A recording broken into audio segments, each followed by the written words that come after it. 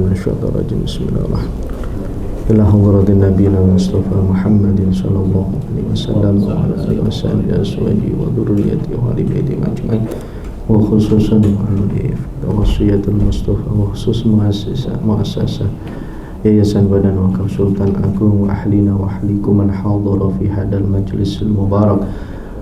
Al-Fatihah. A'udzu billahi minasy syaithanir rajim. Bismillahirrahmanirrahim. Alhamdulillahi rabbil alamin arrahmanir rahim maliki yaumiddin. Iyyaka na'budu wa iyyaka nasta'in ihdinas siratal mustaqim siratal ladzina an'amta 'alaihim ghairil maghdubi 'alaihim waladdallin. Rabbighfir li wa liwalidayya wa lil muslimina amin.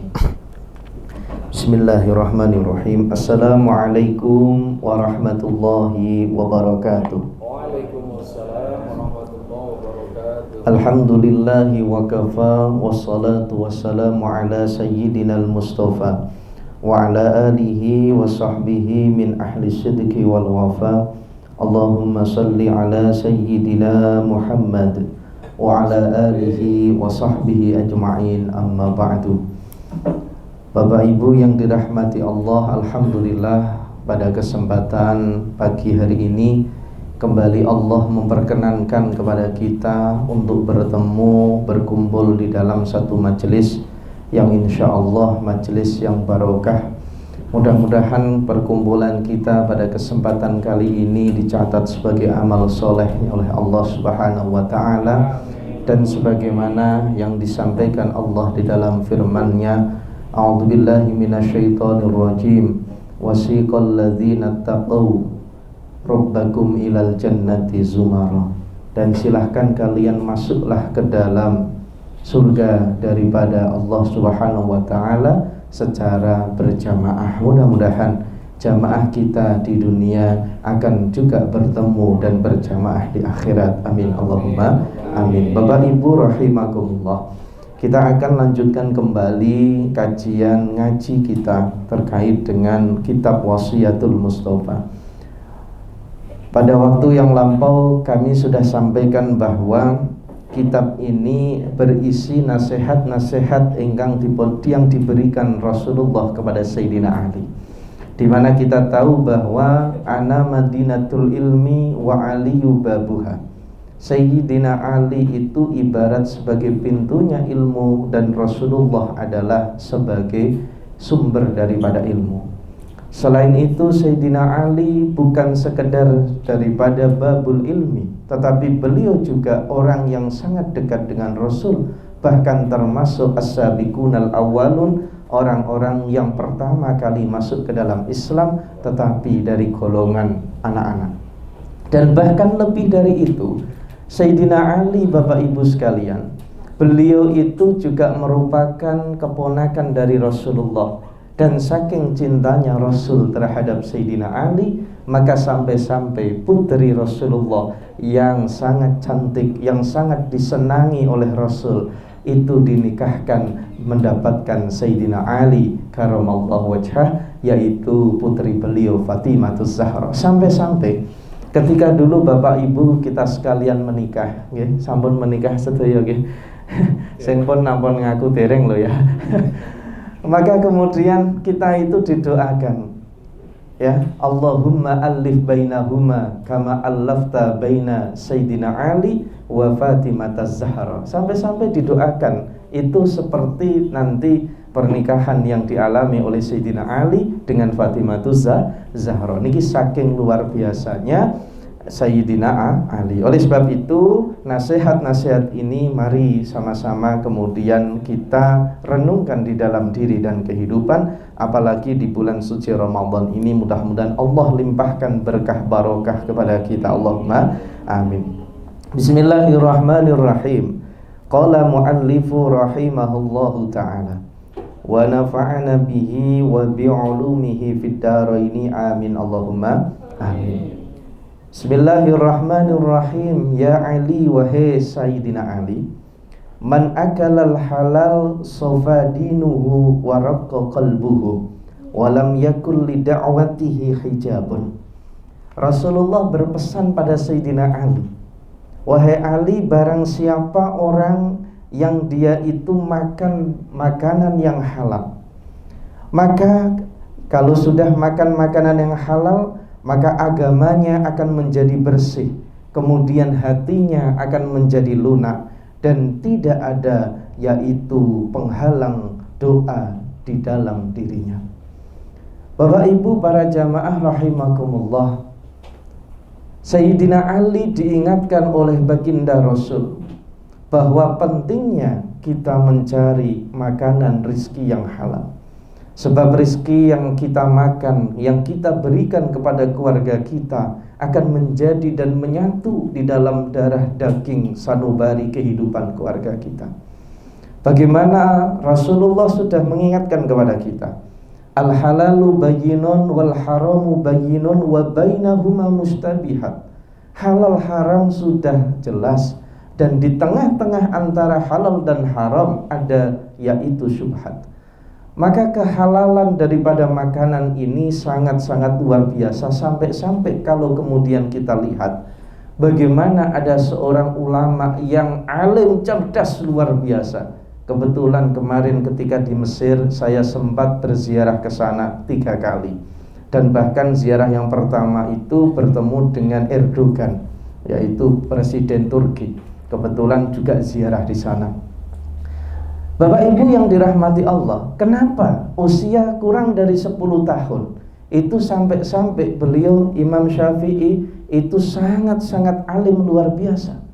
Bahkan beliau sudah hafal Al-Quran sejak sebelum usia 10 tahun. Kita saja yang sudah tua kadang-kadang bukannya kemudian hafal Quran, baca pun masih degrodal-degradul. Betul? Maka kemudian kecerdasan daripada Imam Syafi'i misalnya, beliau luar biasa.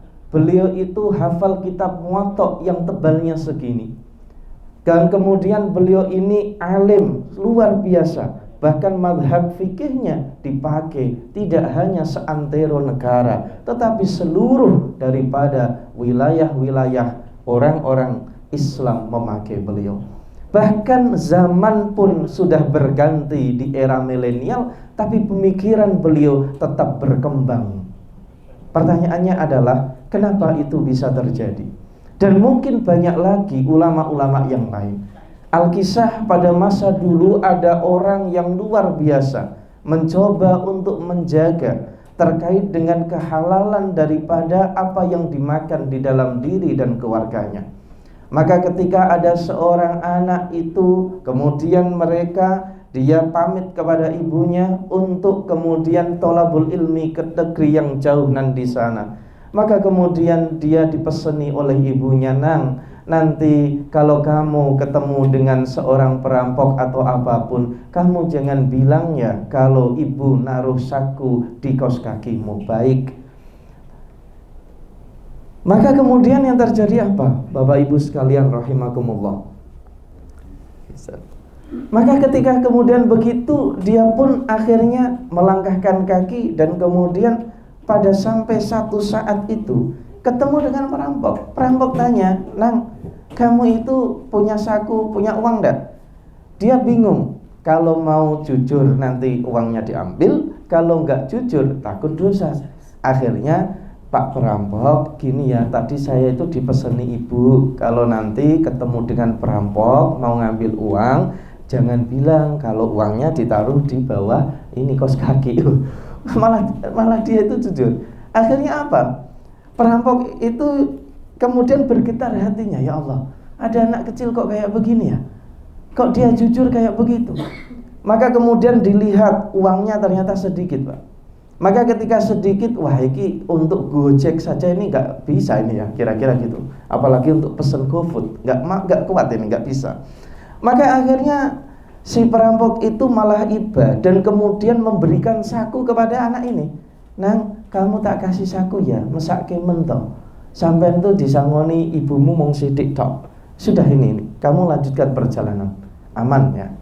Maka kemudian sampai bekal habis. Ketika bekal habis, perut lapar keroncongan, Maka yang terjadi, beliau kemudian duduk-duduk di samping sungai. Ketika duduk-duduk di samping sungai, ada aliran sungai yang tiba-tiba kemudian ada buah yang ada di depannya langsung diambil. Qala wakila, ada yang mengatakan itu adalah buah delima, wallahu a'lam. Maka buah itu diambil, dimakan, bismillahirrahmanirrahim, saking apa? Betul-betul perutnya itu kosong. Maka ketika sudah dimakan, baru beberapa kali makan itu beliau teringat, ya Allah, apakah orang yang punya buah ini sudah ikhlas saya makan? Saya kok belum matur kepada beliau, saya belum izin. Maka akhirnya dia mengurungkan niat untuk melanjutkan aktivitas perjalanan mencari tholabul ilmi. Maka akhirnya dia pun menyusuri sungai itu sampai ketemu di satu, yaitu satu tempat kebun. Maka kemudian dipas-paske.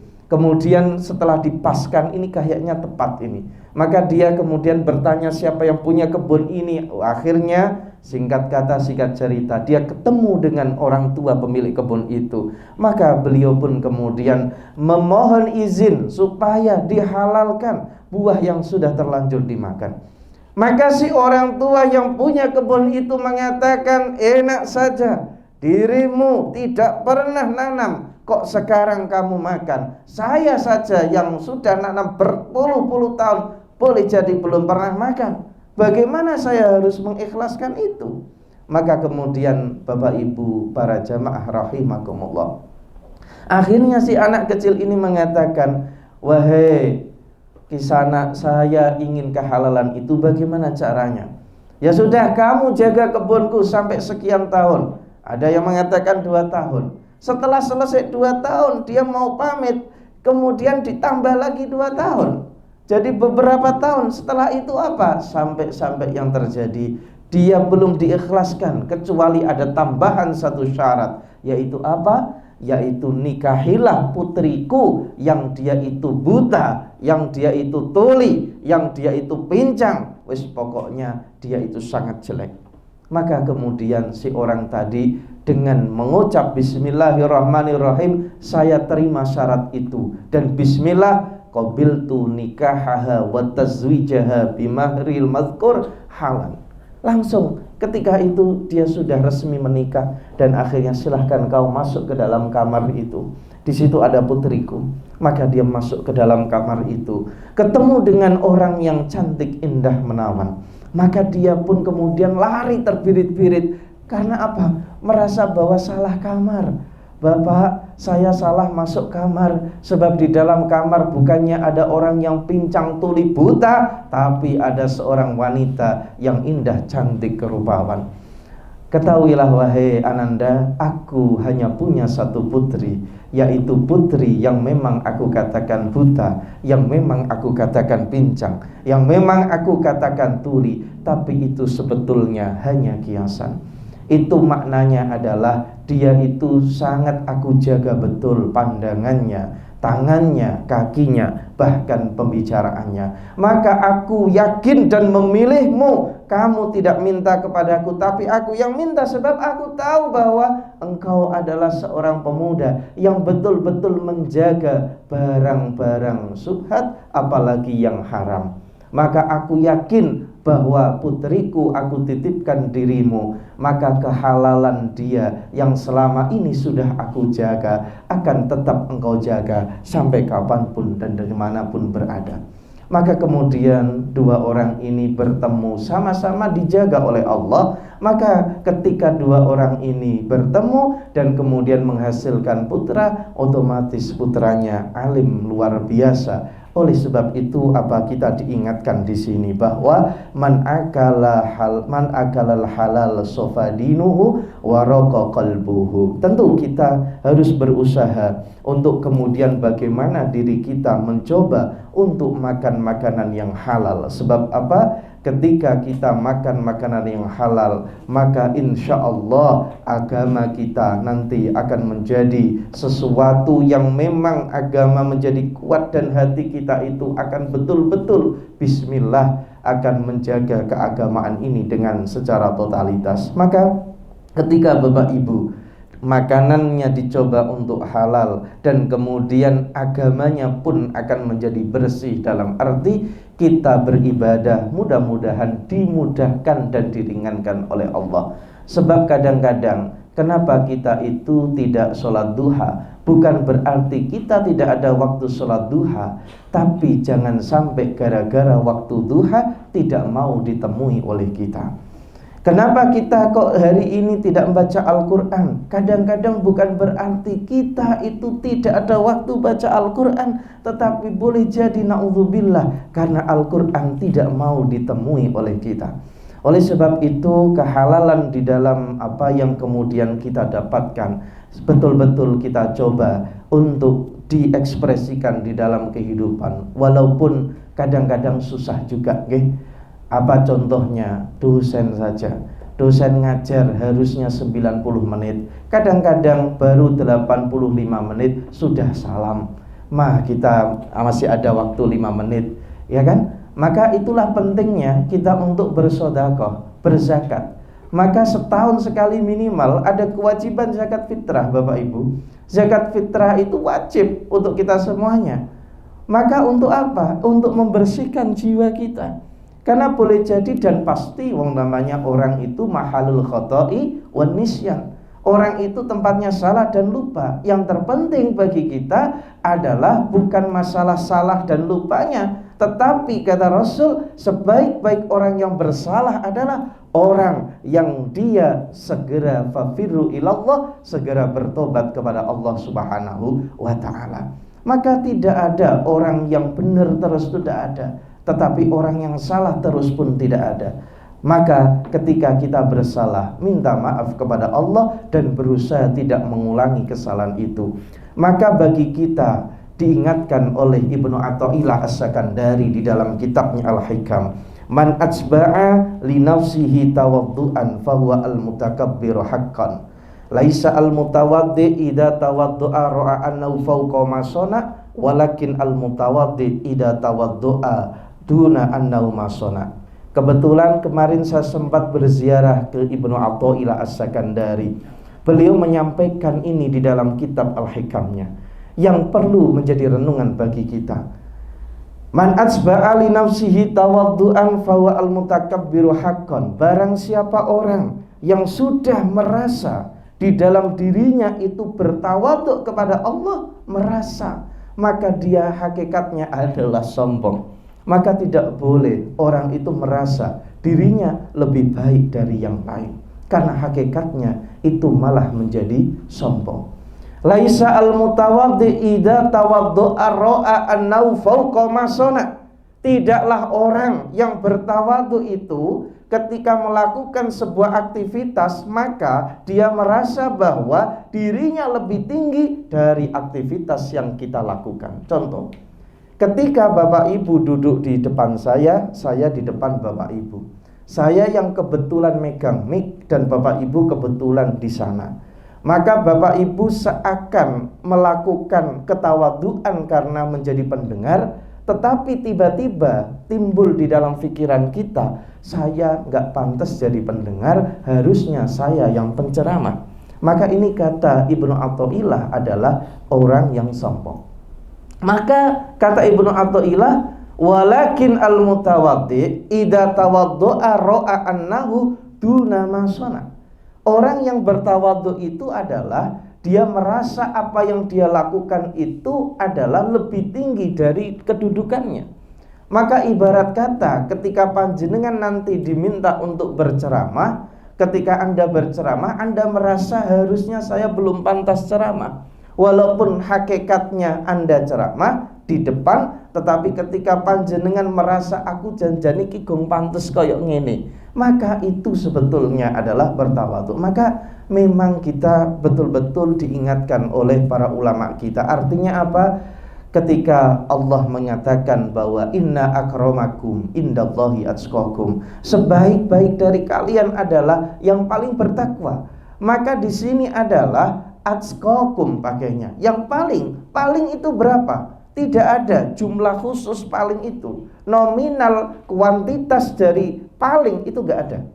Paling itu boleh jadi kita sudah di sini, Boleh jadi ada teman kita yang sudah di depan kita.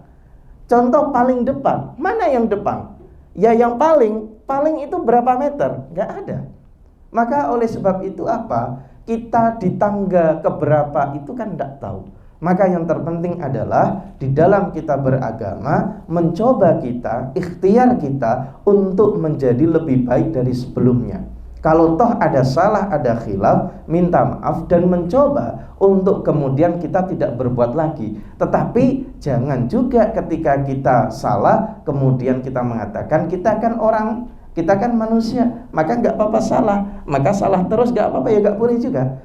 Sebab di halaman 8 kitab Riyadhus Shalihin, Imam Nawawi itu sudah menyampaikan, ziarah juga, itu beliau menyampaikan apa? Bahwa ketika orang itu dia melakukan kesalahan kepada Allah dan kepada manusia, konsekuensinya itu ada perbedaan. Maka kalau orang itu melakukan kesalahan kepada Allah, dia ingin bertobat, tobatan nasuha, maka syaratnya ada 3. Syaratnya yang pertama adalah ayyuqli'a 'anil maksiyah. Dia mencoba untuk memutus dari melakukan kesalahan yang dilakukan. Yang kedua adalah ayyundama 'ala fi'liha, dan dia mencoba untuk tidak akan mengulangi kesalahan itu lagi. Dan yang ketiga, alla ya'uda ilaihi abadan. Dia mencoba untuk tidak mengulang kesalahan itu. Jadi yang pertama memutus, yang kedua itu dia menyesali, yang ketiga dia berjanji tidak mengulangi itu lagi. Maka itu kalau kesalahan kita kepada Allah. Tetapi kalau kesalahan kita terhadap hakul adami, terhadap manusia, maka ada tambah 1 syarat, yaitu menjadi 4 syarat. Yaitu 3 syarat tadi, ayyaqli'a 'anil maksiyah, ayyundama 'ala fi'liha, alla ya'uda ilai abadan, dan ditambah dengan 1, yaitu kita mengembalikan hakul adami. Jadi kalau kita salah dengan sesama manusia, hanya kita itu maaf. Misalkan kita itu hutang, kemudian maaf ya saya belum bisa bayar hutang. Gini enggak, cukup dengan maaf. Harus dikembalikan hakul adami, harus dibayar, kecuali kalau dibayar tidak mau. Maka kalau kita misalnya ngambil sandalnya teman, maka kemudian maaf ya kita kembalikan dulu. Karena itu untuk hakul adami. Maka kenapa kok kemudian sama ada halal bihalal? Ya, ketika sudah Syawal itu ada halal bihalal. Karena ketika Ramadan Rasulullah itu ada hadis, man shoma Ramadan imanan wahtisaban, ghufira lahu ma taqaddama min dzambi. Atau di hadis yang lain dikatakan man qoma Ramadan imanan wahtisaban, ghufira lahu ma taqaddama min dzambi. Maka Bapak Ibu sekalian, para jamaah keluarga besar Yayasan Badan Wakaf Sultan Agung yang dirahmati Allah, bahwa barang siapa orang yang dia berpuasa Ramadan imanan wahtisaban, dengan sungguh-sungguh punya iman dan dia bersungguh-sungguh dalam puasa, maka janji Allah, ghufira lahu ma taqaddama min dzambi. Allah akan mengampuni dosa orang itu apa-apa yang sudah dilakukan. Dan ini adalah perspektif menurut Imam Nawawi di dalam Riyadhus Shalihinnya. Berarti adalah dosa konteksnya kita kepada Allah Subhanahu wa ta'ala. Kita sudah diampuni kalau sudah melakukan puasa Ramadan, tetapi itu adalah dosa yang kecil. Dan dosa kita terhadap hakul adami belum diampuni oleh Allah. Kecuali apa? Kecuali kita saling tasofah, kita saling bermaaf-maafan. Maka itu pentingnya ada kemudian halal bihalal. Maka kata para ulama, pahala puasa kita itu masih di awang-awang, belum kemudian dilaporkan secara utuh pada Allah. Kecuali kalau orang itu nanti sudah membayar zakat fitrah. Maka jangan lupa, siapapun kita, ayo mari kita nanti berzakat fitrah. Zakat fitrah yang baik. Dan memang minimal adalah 2,5 kilo. Tetapi ingat, jangan sampai kurang dari itu. Kalau lebih alhamdulillah, kalau kurang jangan. Beras apa yang kita gunakan? Beras yang terbaik lah. Masa 1 tahun sekali berasnya tidak baik. Bapak Ibu yang dirahmati Allah Subhanahu wa ta'ala, lebih luar biasanya lagi. Ya. Walam yakun lid'awati hijabun, orang yang mencoba untuk berikhtiar makan halal, maka dia akan tenang beragama, mudah di dalam beragama. Dan juga yang lebih luar biasa kata Rasul, walam yakun lid'awati hijabun, doanya tidak akan ditolak oleh Allah Subhanahu wa ta'ala. Maka kita meyakini di dalam Al-Quran Allah sampaikan, ud'uni astajib lakum, doalah kalian kepada Allah, kepadaku, maka akan dikabulkan. Dan pasti insya Allah dikabulkan. Untuk masalah kalau nggak dikabul-kabulkan, bukan masalah salah ayatnya atau salah doanya, tapi boleh jadi kita yang masih bermasalah, kita yang belum pantas untuk dikabulkan doanya. Maka Bapak Ibu rahimakumullah, doa itu ada yang dikabulkan langsung. Kita berdoa minta sehat, Allah kasih kita kesehatan. Tetapi ada juga doa itu yang kadang-kadang kita nggak mau dikabulkan langsung, karena malah bahaya. Contoh, imam sholat kemudian berdoa, Rabbana hablana min azwajina wa dzurriyyatina qurrata a'yun waj'alna lil muttaqina imama. Atau kemudian Pak Naib waktu akad nikah mendoakan, ya Allah ya Rabbi, mugi-mugi semoga pasangan suami istri ini segera punya anak. Tiba-tiba langsung diijabah 1 menit ke depan. Kira-kira sudah digawe perkara betul nggih? Apa rak bahaya tah ya? Maka akan dikabulkan pada saat yang tepat, betul? Boleh jadi beberapa tahun lagi, boleh jadi pada saat memang sudah saatnya. Maka ketika saatnya tepat, Allah kabulkan itu, nuansa kebahagiaan akan muncul di raut keluarga. Tetapi kalau kemudian dikabulkan di saat yang tidak tepat, bukannya kebahagiaan yang ada, tapi pertengkaran yang akan muncul di antara kedua belah pihak keluarga. Tetapi kadang-kadang Bapak Ibu rahimakumullah, ada juga doa yang akan tetap dikabulkan, tapi bukan di dunia, tapi dikabulkannya nanti di akhirat. Oleh sebab itu, tidak ada doa yang tidak diijabah kalau kita memantaskan diri untuk menerima doa yang diijabah. Oleh sebab itu, Allah sampaikan kepada makhluknya di Ramadan seperti ini. Setiap malam Allah panggil kepada umatnya, mana umatku yang berdoa kepadaku, maka akan pasti aku kabulkan doanya.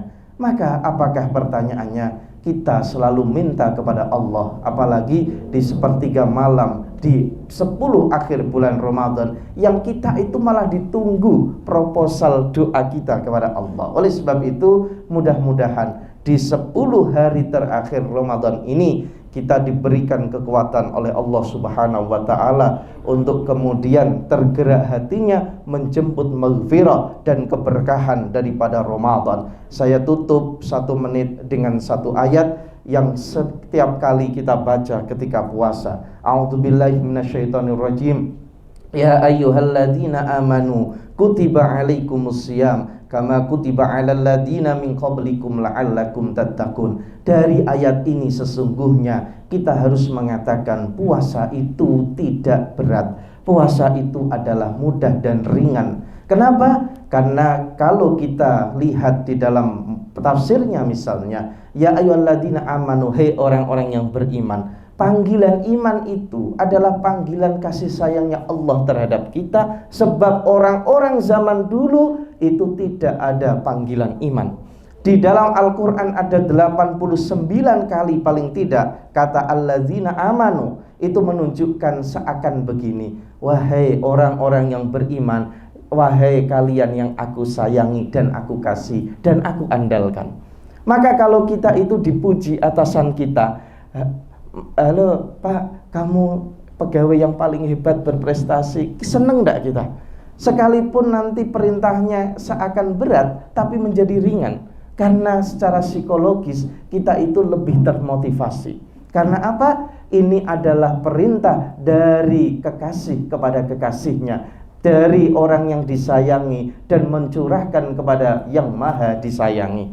Yang kedua, Bapak Ibu rahimakumullah, kutiba alaikumusiyam kama kutiba alal ladina min qablikum. Sebagaimana sudah diwajibkan puasa itu kepada orang-orang sebelum kalian, maka tidak ada kata berat bagi kita. Sebab apa? Orang zaman dulu saja tidak mengatakan berat, masa kita mau mengatakan berat? Orang dulu saja bisa, masa kita tidak bisa? Maka ibaratnya Bapak Ibu, kalau kita punya dua anak, anak yang pertama itu sudah ranking 1 terus di kelasnya, kemudian dia pinter dan rajin ibadah, rajin belajarnya, maka anak yang kedua adalah agak males. Kita kemudian memberikan informasi kepada anak kedua, "Dek, kamu niru kakakmu loh ya. Kakakmu itu dulu ranking 1 terus, belajarnya setiap hari rajin. Sama-sama anaknya papa mama loh ya. Dulu saja kakakmu bisa, masa kamu nggak bisa?" Maka ketika seperti itu termotivasi. Iya ya,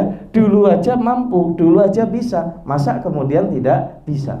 Karena la yukallifullahu nafsan illa wus'aha. Tidak mungkin Allah memerintahkan syariatnya di luar batas kemampuan dari manusia. Yang terakhir, yang ketiga, bahwa kenapa puasa ini harusnya menjadi ringan bagi kita, karena la'allakum tattaqun. Visinya jelas.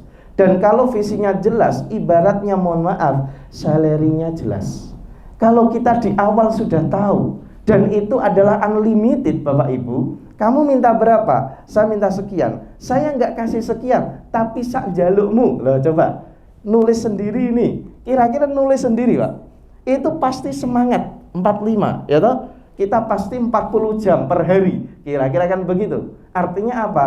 Pahalanya tidak dalam nominal. Berapa pahalanya? Seperti sholat 27 derajat. Seperti sodakoh itu adalah misalnya 700. Tetapi puasa itu la'allakum tattaqun. Pahalanya itu nanti supaya kamu itu jadi bertakwa. Takwa itu berapa pahalanya? Tak terbatas. Karena aku paling suka kepada orang yang bertakwa. Bahkan wa may yattaqillaha yaj'al lahu makhraja wa yarzuqhu min haitsu la yahtasib. Kalau engkau bertakwa kepada Allah, maka Allah akan berikan rizki dari arah yang tidak disangka. Kita mendapatkan rizki dari arah yang kita sangka, itu saja senangnya luar biasa. Oh, nanti tanggal sekian saya dapat ini. Apalagi kalau tiba-tiba rak pernah kepikiran, mala ainan ro'at wala udhunun sami'at wala khatara ala qalbil basar. Tiba-tiba ini, apa ini? Yang kemarin begini-begini. Loh, aku kok gak ngerti. Ya wis pokoknya ngono. Ih, senengnya luar biasa. Mudah-mudahan kita mendapatkan hikmah dan berkah. Amin. Allahumma amin.